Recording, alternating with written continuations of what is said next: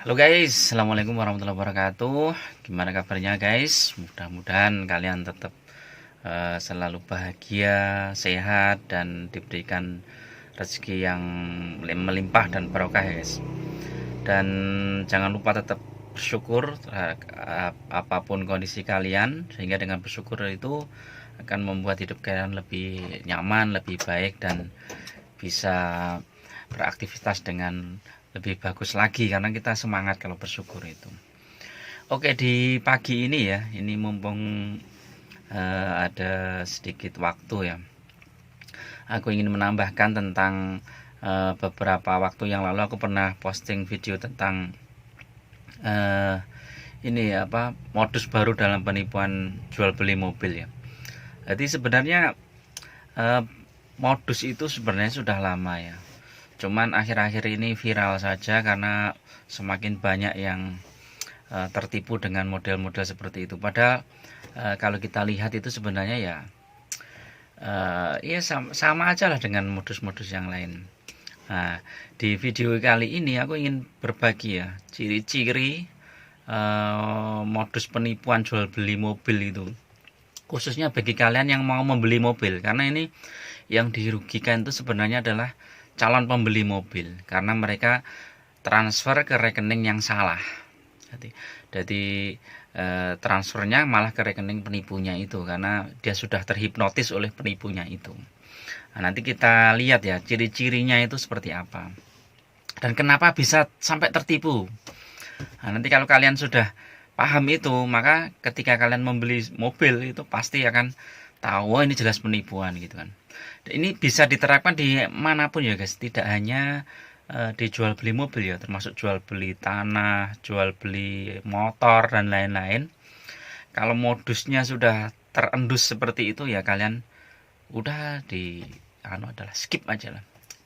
Pasti penipuan, nggak usah ini. Nah, tanda-tandanya apa saja ya guys. Jadi aku ingin menjelaskan ya. Jadi penipu ini sebenarnya dia tidak punya mobilnya. Dia itu mencomot dari iklan mobil yang ada di di media sosial atau di website iklan mobil ya, misalnya OLX dan lain-lain. Dia comot gambarnya, kemudian dia iklankan kembali, tapi harganya lebih murah. Jadi misalnya mobil apa ya? Misalnya saja mobil dengan pasaran 150 jutaan. Dia comot gambarnya, beberapa dia comot, terus kemudian dia iklankan lagi dengan harga yang murah banget, misalnya 125 juta. Jadi diskonnya aja udah 25 juta. Nah, jadi otomatis kalau orang mau beli mobil, dia kan akan lihat-lihat iklan. Oh, ini harganya 150, tahunnya sekian, jenis mobilnya ini. Loh, ini kok harganya 125. Nah, dari situ kita sudah terhipnotis. Jadi orang yang mau beli mobil itu sudah terhipnotis. Wah, ini lebih murah ini. Nah, begitu kita terhipnotis, maka kita akan manut sama orang yang itu. Kita akan menuruti aja semua permintaan dia. Nah, nanti permintaannya aneh-aneh dan itu membuat sebenarnya akal akal sehat pun sebenarnya nggak mau ya. Tapi karena kita sudah kadung terhipnotis, wah ini diskonnya besar, akhirnya kita mau.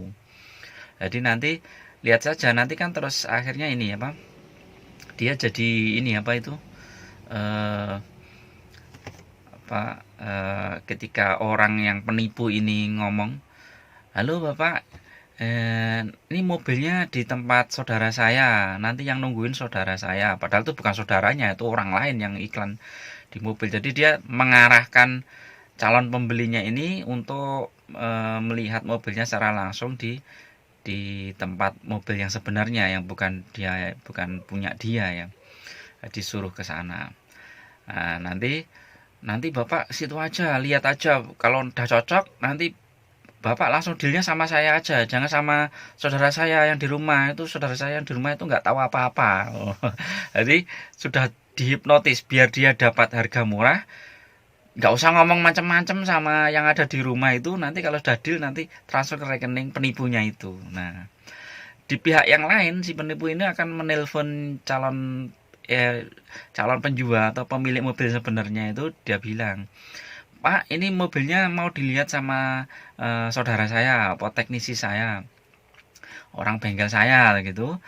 Bapak nanti nggak usah ngomong macam-macam, karena saya udah cocok itu apa harganya itu udah segitu. Kalau bapak mau harga yang sudah segitu, ya udah bapak nggak usah ngomong macam-macam. Nah, yang penjual mobilnya kan pengen mobilnya terjual dengan harga yang dia inginkan kan. Nah, ini udah terpenuhi juga. Akhirnya yang penjual pun juga akan diem dia kan. Wow, padahal ini permintaan yang aneh. Ngapain kok kalau dia jual beli mobil kan harusnya sudah ini normal-normal aja. No, kok ada permintaan yang aneh-aneh kayak gitu harusnya sudah curiga gitu kan. Tetapi karena dia terhipnotis pengen dapat harga yang lebih bagus, jadi dia akan ikuti permintaannya. Jadi penjualnya itu ditawarin dengan harga yang tinggi. Misalnya penjualnya minta 150 ya dikasih 150, berarti kan senang penjualnya, nggak ditawar-tawar. Nah, sedangkan pembelinya dikasih harga yang murah, biar dia manut juga sama pembelinya, penipunya ini. Nah, nanti ketika penipunya ini datang ke rumahnya, dia akan bilang, Pak, saya mau lihat mobil. Oh ya ya. Nah, ini penjualnya nggak ngomong macam-macam karena takut nanti nggak sesuai dengan kesepakatan sama yang penipunya itu. Akhirnya nggak mau ngomong macam-macam lah. Yang ngecek mobil juga nggak mau ngomong macam-macam, pokoknya cek mobil. Kalau deal nanti dia dealnya sama penipunya itu. Nah, jadi kewaspadaan kalian tuh harus berlipat-lipat di sini guys. Kalau kalian lihat iklan mobil kok iklannya nggak wajar ya, di bawah di jauh apa di bawah pasaran kayak gitu, terus ada permintaan yang aneh-aneh, misalnya jangan ngomong ini jangan ngomong itu sama yang nungguin mobilnya gitu. Udah nggak usah percaya, berarti ini indikasi penipuan. Terus kita itu beli mobil itu harus santai ya, kita harus pastikan benar itu yang punya mobil itu siapa. Orang yang nelpon itu kan dia belum tentu punya mobil. Jadi kita harus curiga dulu sampai benar-benar terbukti bahwa orang yang nelpon ini bukan penipu. Kalau kita udah curiga di dalam hati kita sudah curiga dulu, itu kita insya Allah akan terhindar dari hal-hal yang penipuan seperti itu. Jadi itu cross check terus. Kalau misalnya video call ya video call aja. Lebih baik jangan WA, video call. Nanti kelihatan orangnya itu. Kalau perlu wajahnya suruh apa itu wajahnya suruh nampilkan di video call itu. Wajahnya dulu menampilkan kan, kalau dia jujur dia pasti akan membuka wajahnya, nggak ada alasan saya isoman video call nggak masalah kok. Jadi kita itu harus curiga dulu. Kalau curiga ya udah video call, coba mobilnya mau lihat. Video call itu, wah mobilnya di tempat saudara saya, ya sudah anggap aja ini makelar atau penipu atau apa gitu aja udah.